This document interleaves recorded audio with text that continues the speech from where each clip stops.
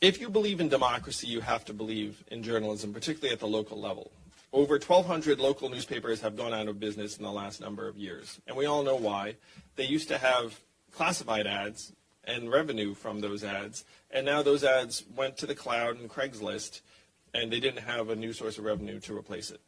Studies have shown that if you lose your local newspaper, voting becomes more polarized because you don't know what's going on in your town anymore, and so you just vote along party lines. And then you have lower levels of government accountability as a result. So if you're going to believe in democracy, particularly at a local level, then you need to support local journalism. And this, in many ways, is a microcosm of what's happening in our society writ large, where we just listen to the market and say the market can do no wrong. So if the market says local newspapers should not exist, then local newspapers shouldn't exist.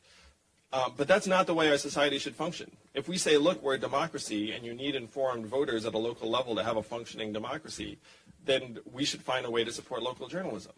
So that is why I proposed a local journalism fund that would help create cooperative ownership business models and in some cases partner with philanthropy to help create sustainable models of journalism in communities around the country. And one source of strength in many of these communities is the public library. Our trust in libraries and librarians is actually higher than our trust in just about any other institution. And many libraries already have a community bulletin board where it talks about what's going on locally. So if you can build on some of those existing resources, you can actually create many, many thriving local papers, papers used broadly because they might not actually be papers. You can create a lot of local journalism that would stand the test of time. The problem right now is that if you're a newspaper, it's not enough for you to break even.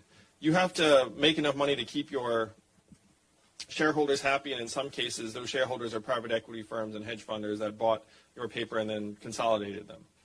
But if you go to a community and say, look, this paper is never going to become a huge moneymaker, but it can pay for itself, it can break even, then you can actually recreate local journalism in many, many communities.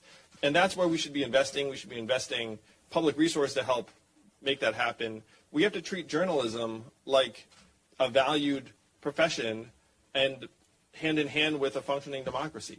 And saying to you all, and you all work for fancy news organizations, so it's probably, you're not, but even you've seen this, like you have young people approaching you and saying, hey, I want to go into journalism, and then what do you say? Right.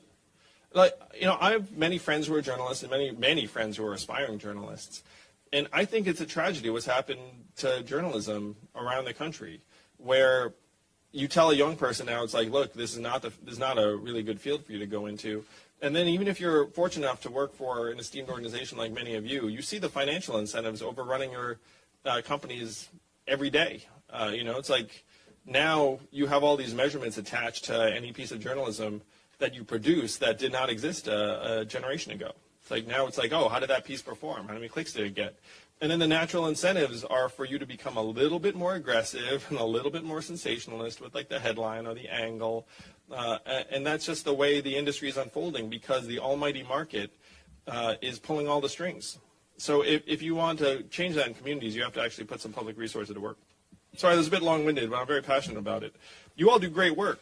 We need to make it so you can do your jobs without fearing getting fired the next day because your stuff didn't get enough traffic.